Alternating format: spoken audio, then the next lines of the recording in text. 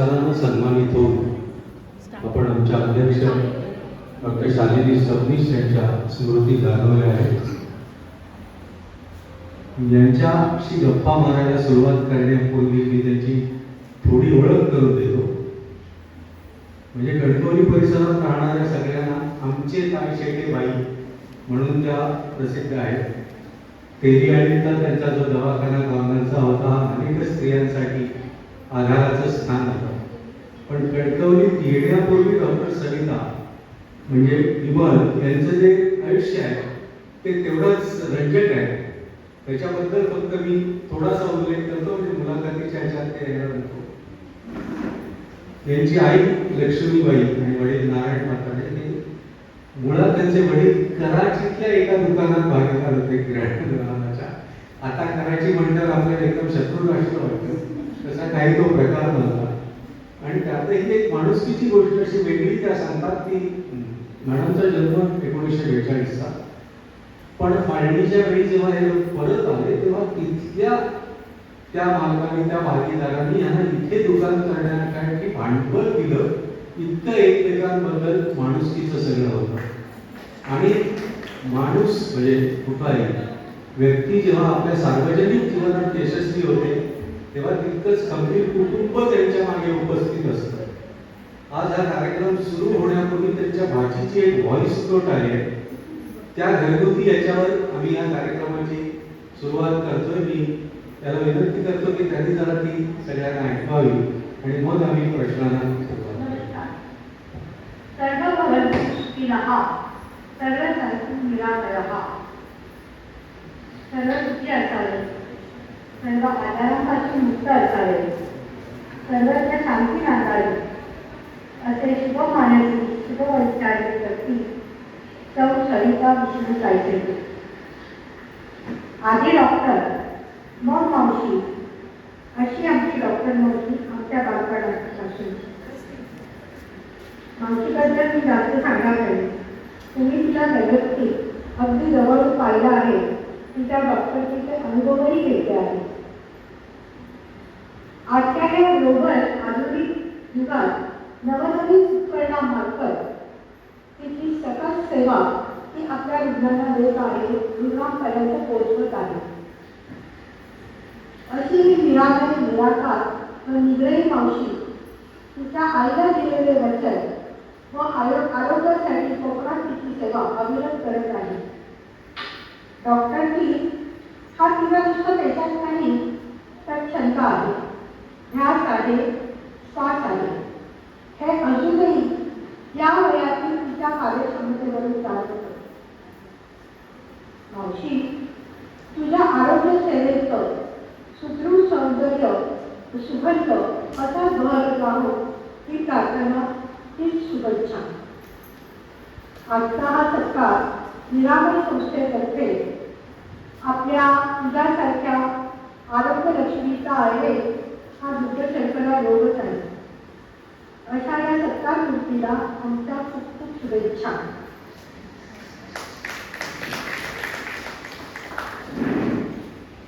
कुटुंबात असलेलं जे स्थान आहे माहेरच्या आणि सासर, हे दोन्ही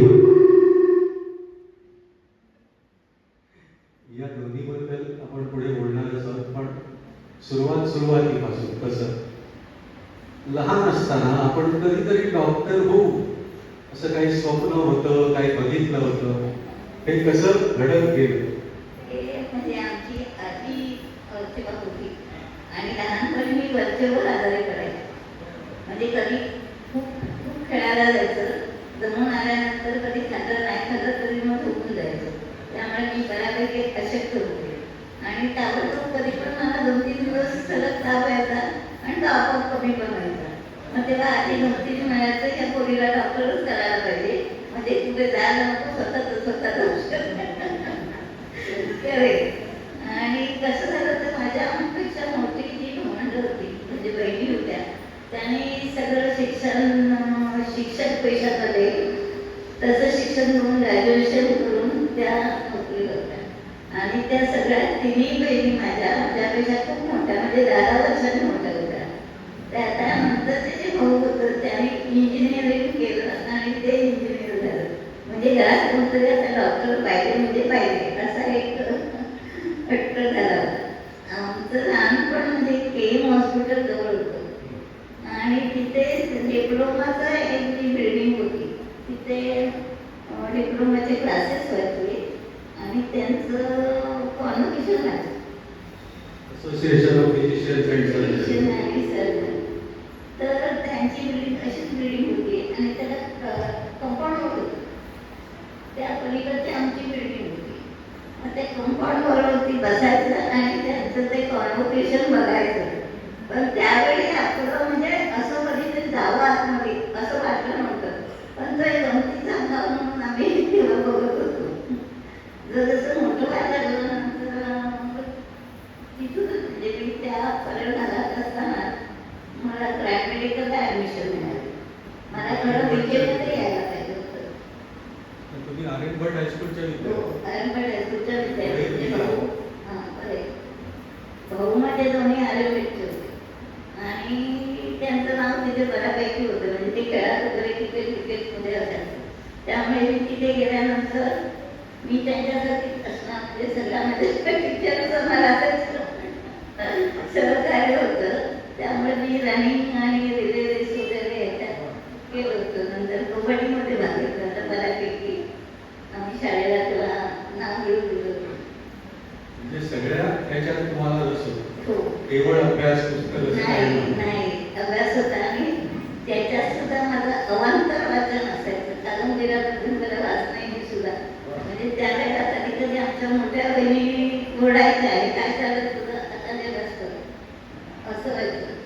पण मी रेग्युलर शाळेतून आल्यानंतर खाल्ल्यानंतर काय ते मी अभ्यासाला बसायचे आणि अभ्यास पुरा झाल्यानंतर बाहेर खेळायला लागलो. म्हणजे त्या मुलाच्या सुद्धा मी खेळलेली आहे. 7वीपर्यंत असताना म्हणजे अगदी विजू नुसतं कट फक्त गोटायला येत नव्हत्या आणि आम्हाला कसं बंधन नव्हतं तेव्हा आणि काय संकुचित कुस्ती नव्हती. मला मुलीने एकत्र खेळायचं नाही असा काय प्रकार नव्हता तेव्हा. म्हणजे शाळेच्या मोकळेपणा. मोकळेपणा होता. आणखी माझ्या तर ते सगळं हायस्कूलचं शिक्षण झाल्यानंतर मला रोया कॉलेजला फर्स्ट इयर आणि इंटर सायन्स असं झालं. सायन्स तिथून मला मार्क मिळाल्यानंतर माझं खरा GS मेडिकलला म्हणजे केमला जाण्याची इच्छा होती कारण ते जवळही होतं आणि त्याच्याबद्दल मला खास कारण आमचं केममध्ये सगळं औषध पाणी सगळं केममध्येच जायचं. पण काही मार्गाने तिथे ॲडमिशन हुकली आणि मला त्यावेळेला औरंगाबाद मेडिकल कॉलेजला ॲडमिशन मिळालं. हे म्हणजे आम्ही 5 जण तिकडे गेलो आणि तिकडची म्हणजे त्यावेळेला गव्हर्नमेंटची अशी जी काय स्कीम होती तिकडचे जे सायन्समध्ये मार्क मिळालेली मुलं होती ती 5 जणांनी मुंबईला काढली आणि ती म्हणजे त्याच्यामध्ये गव्हर्नमेंटचं म्हटल्यानंतर. पण गमत काय झाली आम्ही गेलो तिथे पण आम्हाला काय अभ्यास तर करायचा. पण ती जी मुलं तिथून आली होती त्यांना मुंबईच्या पोरांनी काय खायला दिला नाही. त्याची दोघांना अक्षरशः पळून गेली.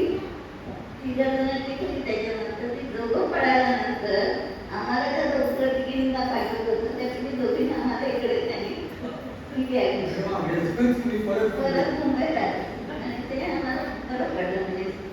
आणि त्यावेळी शिक्षणाचा खर्च एवढा नव्हता आता असं भयानक आहे. आणि बसने जायचं बसने सुरुवातीच्या 1 वर्षाला आम्हाला थोडी ट्रॅमने जायला मिळालं तर तेथे जाताना तर तेव्हा काय वाटायचं नाही आपण गाडी पाहिजे असं काय प्रकार नाही. आमच्या कॉलेजमध्ये त्यावेळेला 5 लोक गव्हर्नमेंटचे गव्हर्नमेंट आहे त्याच नोकरी कारण यायच्या बरोबर बाकीची सारी अभ्यासाची आणि तेव्हा सुद्धा तिथे आपली अमेरिकन होती नागरिक गव्हर्नमेंटला ॲडमिशन घेतली. पण त्यांचा क्लास वेगळा आणि महाराष्ट्र मुलांचा म्हणजे ढोलका वेगळा आणि माझ्या ज्या मैत्रिणी होत्या त्या सगळ्या अभ्यास होत्या. त्यामुळे लेक्चर बंद करणे नाही अभ्यास म्हणजे लेक्चर अटेंड करणं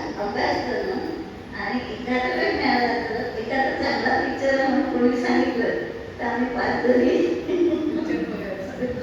इंग्लिश पिक्चर तेव्हा काही ठिकाणीच लागायचे आणि ते तेव्हा क्लासिक इंग्लिश पिक्चर होते आम्ही जे काय बघितले ते.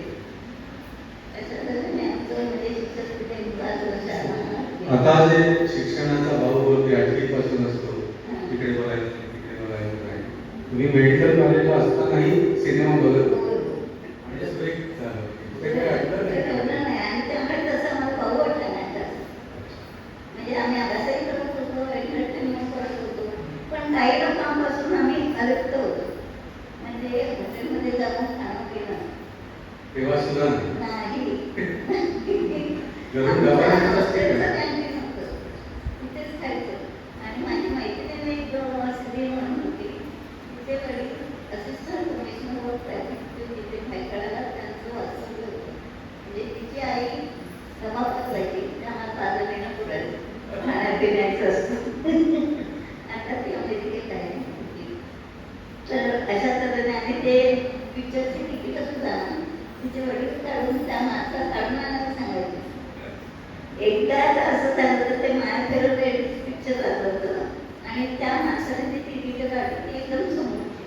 पहिल्या मला तसं करून डोकं दुखायला लागलं. त्याने बहिणाला फोन केला, ते कोणाला पाठवलं होतं ते एअरलाईन वर्षाची तिकीट काढलेत, आम्हाला काय तिकीट काढून दिसत नाही काय. मग त्याला थिएटरवाल्याला फोन केला. तिकीट तर खूप झालेली होती, मग त्या माणसाने शेवटच्या ह्याच्यात आम्हाला कुठच्या मुंबईत वट होते तुमची. ते असं त्याच्याने आम्हाला काही त्रास नव्हता. आमचं शिक्षण आम्ही असंच खेळत झालं सगळं. आणि सगळं त्या महाराष्ट्रामध्ये middle class higher middle class नव्हतं कोण. त्यामुळे त्यांच्या घरातून येणाऱ्या वस्तू लोणचं जाम यायचं, पुढे चपात्या किंवा ते डाळ पुढे असं ते हॉस्टेलमध्ये पाठवतात तसं ते खाणं सगळं छान. पण तेव्हा कधी असं वाटलं नाही ना की आपल्याकडे पैसे कमी आहेत, आपण गरीब आहोत, नाही. काहीच भावना नाही. ती भरण्याइतके पैसे आमचे भाऊ उपयोग करत होते तिथे. आपण कोणता अभ्यास करतो. याच्यासाठी पास वगैरे लागायचा, तो पण आम्ही तिथूनच काढायचा. ते नंतर आम्हाला ठाण्याला दिलं होती घ्यायला. तर मी ट्रेनने जायची. MBBS झाल्यावर पुढचं TGवर तिथेच केलं मी. नंतर MBBS झाल्यानंतर मला मी ज्या 5 मैत्रिणी होतं ना त्याचं तसं ठरलं होतं.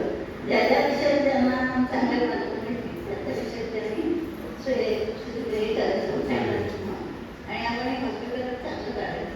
5 जणींचं वेळ. 5 जणी. अरे त्यात मी गायनात गेली, दोघी गायनात गेली, एकीने पॅथॉलॉजी गेली आणि एक तिचं लवकर लग्न झालं त्यामुळे ती वर्ध्याला गेली.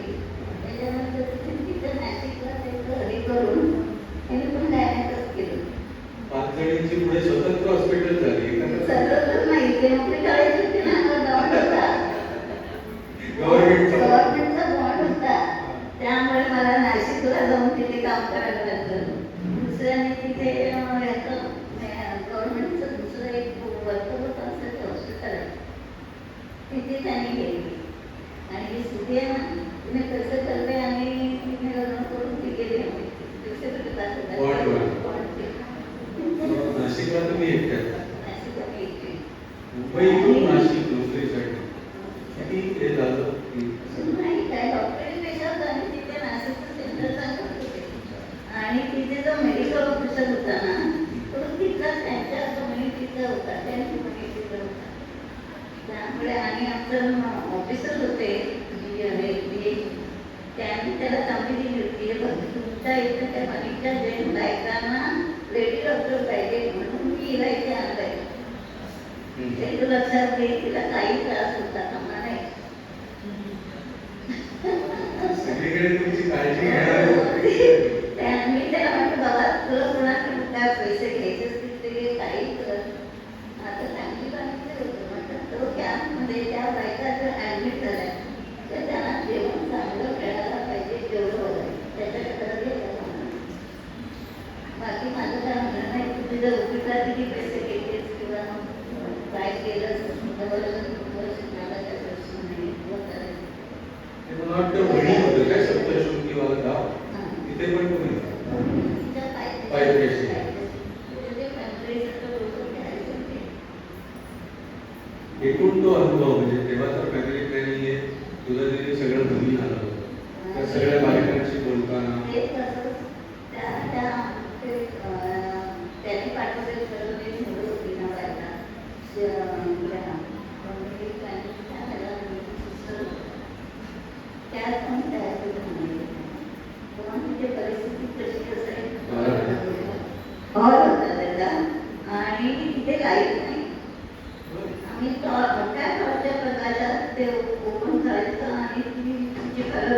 येऊन बघायचे टॉर्चच्या प्रकारे. आणि ते काम करायचे. तरी ते तेव्हा त्यावेळेला करंगण म्हणून ध्यानचं काम होतं. तिथे त्या बायका चांगलं होत्या. त्यांना पकडून त्यांच्या छोटे केलं तरी 20 लोकांचं काम म्हणजे त्या पहिल्यांदाच त्या तिथे 20 लोकांचा छोटा काम झाला. तुमच्या ह्याच्यात फोटो तेव्हा होता खूप वर्ष तिथे होता. नाशिक ते कणकवली त्याच्यात सप्तशृंगी देवीचा काय हात आहे की सप्तशृंगीला गेलं तर मग आमची आई होती माझ्याबरोबर ना, मग तिला देवीला घेऊन गेले होते मी दाखवायला. मग तिने देवीकडे नवस करू तिचं लग्न होते. आणि लग्न झाल्यानंतर मला विचारली, अगं तिथे जाऊन पुन्हा आलीस तर तू नवस पहिलास काय, तू येणार नसेल कधी जा. कणकवलीत तुम्ही जेव्हा आलात म्हणजे मुंबईत सगळं लहानपण शिक्षण आणि हे झालं पण त्या तुलनेत 71 सालाचं कणकवली ते अगदी छोटं झोपेत असल्यासारखं गाव. मी कणकवलीतला आहे त्यामुळे इथे कणकवलीतल्या कोणाला राग आला तर जरा एक खरंच ती कशी परिस्थिती तेव्हा होती. तुम्ही जेव्हा इथे आलात हे एकत्र कुटुंब काय शिकले आणि तुम्ही डॉक्टर म्हणून आलात त्या कुटुंबाकडनं तुम्हाला कसं स्वीकारलं गेलं, कशी मदत केली? आमचे मोठे काका म्हणजे ज्यांचं ते हॉस्पिटल होतं ते त्यावेळेला आम्ही जेव्हा लग्न केली त्यावेळेला ते करेला त्यांचे कृष्णनगरमध्ये तिथे आमचे चुलत भाऊ कधी कधी ट्रीटमेंटला आले. मग त्यांचा एक पुतण्या म्हणजे काकांचा आणि हे ते कुठल्या तरी मिलमध्ये रायटर म्हणून नोकरीला होते. मग काकाने त्याला म्हटलं असं तुम्ही एखादी जसं ते ऑपरेटिंग हो तर डॉक्टर पाहिजे म्हणून. मग त्याने सांगितलं यांची बहीण आहे ना डॉक्टर. हो मग काकाने मध्ये चौकशी करून आमचं ते लग्न ठरवलं. त्यामुळे मी तिथे लग्न करून गेल्यानंतर ते तिथे सांगितलं सुनी त्याला तसं काकाने सांगितलं ही मुंबईची पोरगी तुमच्या कुटुंबात आणून दिलेली आहे, तिला काही त्रास होता कामा नये.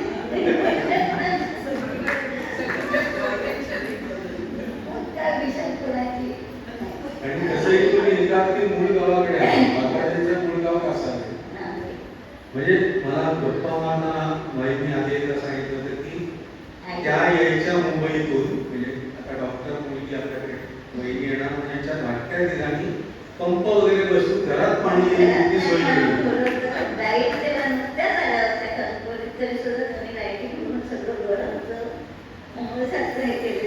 सारखं वहिनीला वाटतं पाहिजे. अजिबात मला तिथे त्रास झाला नाही. आणि त्याच्यात मी हे ठरवलं फॅमिली आमची जी चुलत सासू होती ती खरोखर सुगरण आणि सुंदरच माणूस होती.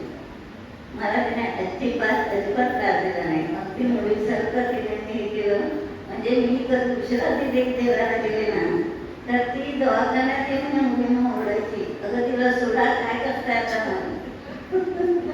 आणि जेवण ते आठवण माझ्याकडे ठेवायचे तर त्यातून मी उचलून मोठ्यावर ठेवलं ना तर टेबल सुद्धा पुसायला द्यायची नाही, तुझा आता आराम कर.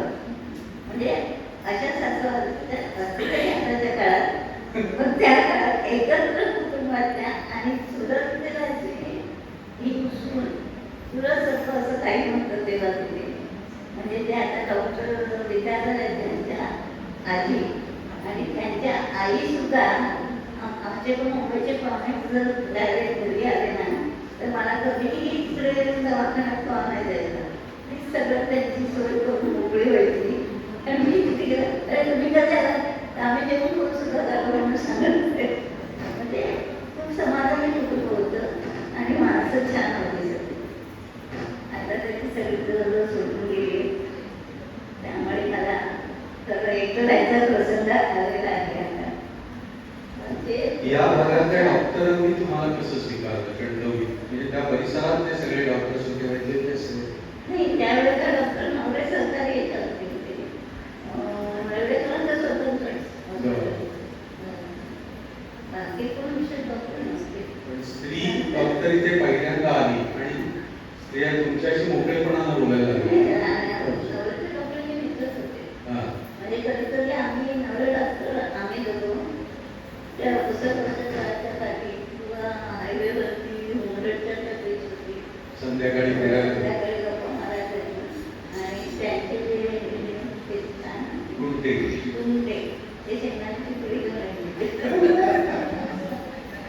म्हणजे सगळं छान तेव्हा मला खूपच छान तेव्हा डॉक्टरांचं जे पेशंट माझे पेशंट असं नाही ते कसं काकाचे सगळे पेशंट माझ्याकडे अडकलेले होते त्यामुळे कुठे मला हे झालं नाही मला वेळच मिळायचा नाही असं झालं आणि काका जरी मॅटर्निटी करत होते तर बाकीची कामं करत नव्हते त्यामुळे बायकांना तो एक आधार झाला म्हणजे बारीक त्यांच्या तक्रारी त्या त्या मोकळेपणे सांगायच्या आणि त्या काही कुटुंबाच्या व्यवस्थित बायका होत्या यायच्यात आणि खेडेगावातून ज्या बायका यायच्या ना त्यांची अवस्था फार म्हणजे त्या अंगावरती दुखणं काढायच्या आणि खूप उशीर यायचं त्यांना बरं सुद्धा वेळ लागायचा आणि काही ऑपरेटिव्ह प्रोसिजर सुद्धा करता येत नव्हतं त्यावेळची बाकीची परिस्थिती अशी होती त्यामुळे डॉक्टर म्हणजे देव होतात त्यामध्ये देव म्हणजे खरंच त्यांच्या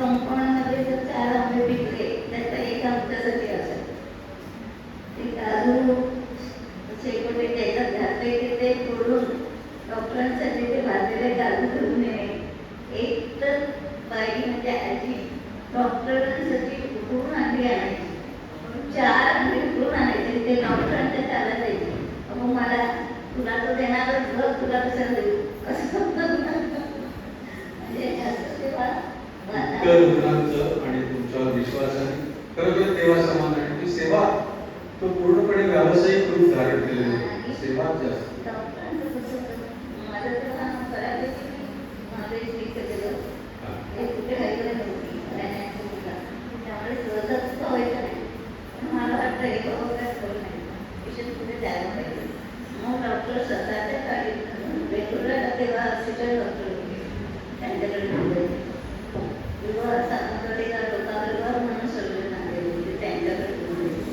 म्हणजे स्वतःकडे म्हणजे तुम्ही गाडी घरात आहे स्वतःची गाडी स्वतःचे पैसे सगळं चालून पेशंट ते लाईन म्हणजे त्याचं ऑपरेटर असेल तर थांबायचे किंवा त्यांची लाईन ऑफ ट्रीटमेंट काय देईल ते विचारून परत द्यायचे असं सगळं त्यावेळेचा म्हणून ते कुटुंबातला एक डॉक्टर किंवा फॅमिली डॉक्टर हे त्यावेळेला रुजलेलं होतं कारण हा डॉक्टर आपल्याला कुठेही सोडणार नाही अशा स्थितीत आम्ही काम केलं त्यामुळे आणि आमच्या इथे काकांच्या वेळेपासून दारूतून माणूस कोणी शिवलेला नाही त्यावेळेला काका शिवायला त्यांना अक्षरशः खूप करायचे त्यामुळे तो एक खायला आम्हाला झालेला होता त्यामुळे डॉक्टर सुद्धा दारुड्यांना सुद्धा त्यांना औषध म्हणून बाहेर पाठवतात मोकळं व्हायचे ते त्याला गोंधळ घालायला द्यायचे नाही म्हणजे तेव्हा पेशंट म्हणजे तसे होते आणि डॉक्टरही त्यामुळे तसंच वागायचे पण सरकारी याच्यामध्ये तसंच वागायचे म्हणजे त्यांची जी सिस्टर असते त्यांची कधी कधी लोक तर मला सगळं करायचे की असं आहे काय होतं पेशंट पाठवलं ते पेशंट बघितलंच मी काही सांगू शकत असं पण होतं नंतर आम्ही तिथे मेडिकल वगैरे सुरू केला म्हणजे आता फॅटर्निटी आहे ना डॉक्टर फॅटर्निटी क्लब सारखे पहिलं रूप तेव्हा डॉक्टर आणि ते डॉक्टर नागेश्वर तयार होते आणि बाकीचे आम्ही तुम्ही तुमच्या कुटुंबातल्या पहिल्या डॉक्टर पण तुमच्यापासून प्रेरणा घेऊन पुढे अनेक डॉक्टर झाले आणि हे सगळं तुमच्याकडे बघून झालं असं ते म्हणतात त्यासारखं आमच्या सबनीस मॅडमकडे अशीच घटना आहे की अत्यासारखं व्हायचं असं म्हणून त्यांच्या बघायला हो का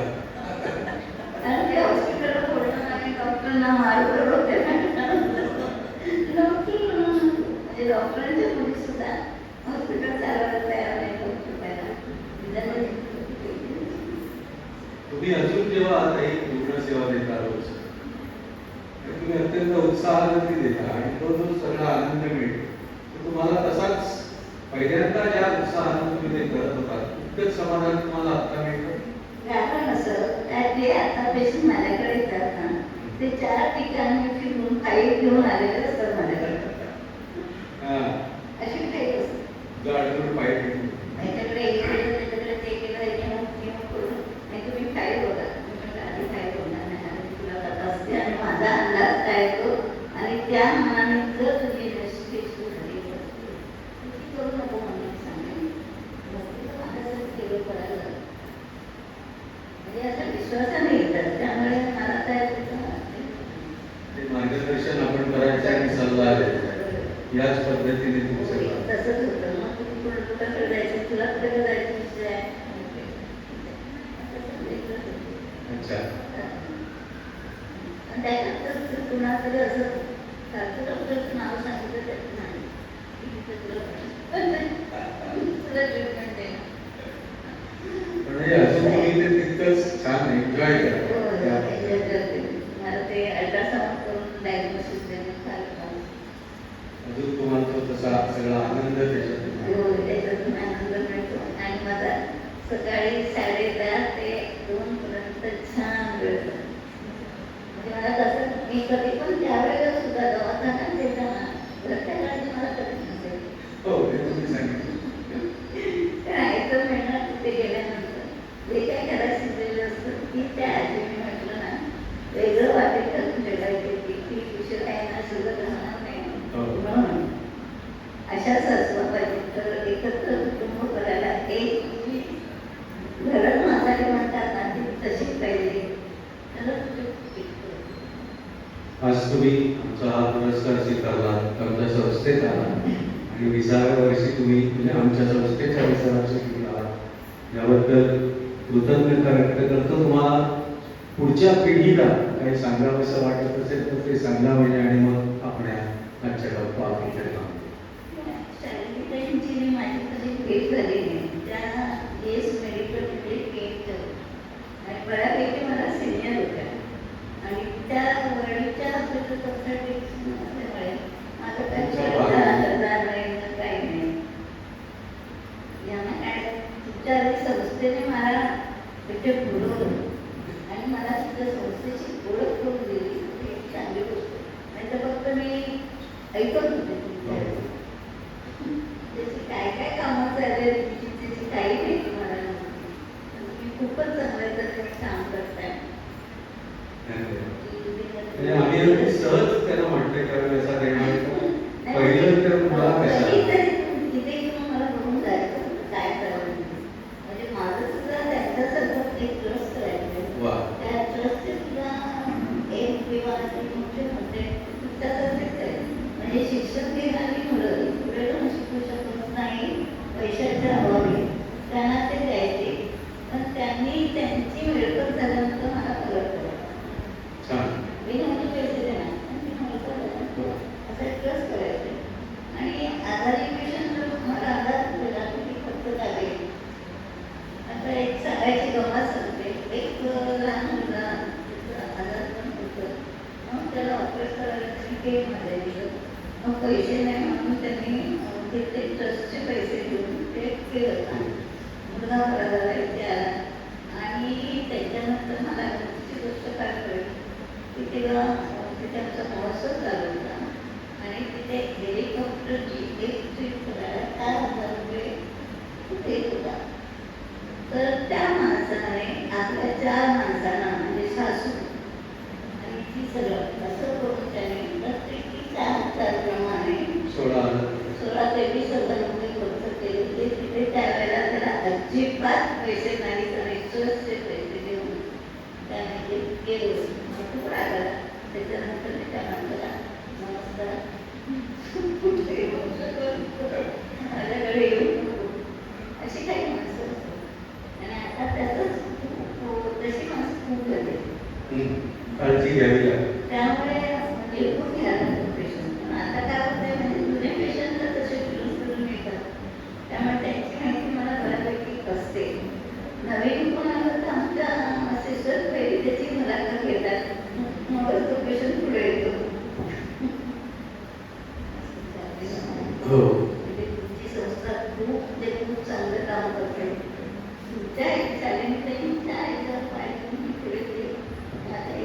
सुरू करायची माझी इच्छा आहे. छान. हे गेले बोलून मला 17 रुपयाला बोलत नाही, पण तुमच्या संस्थेची मला खूप चांगल्या तऱ्हेने माहिती मिळाली. त्याचा मला खूप आनंद. आणि तुम्ही इथे आलात त्याबद्दल आम्हालाही खूप छान वाटतंय. आता आपण जरा मुलांचे थोडे कार्यक्रम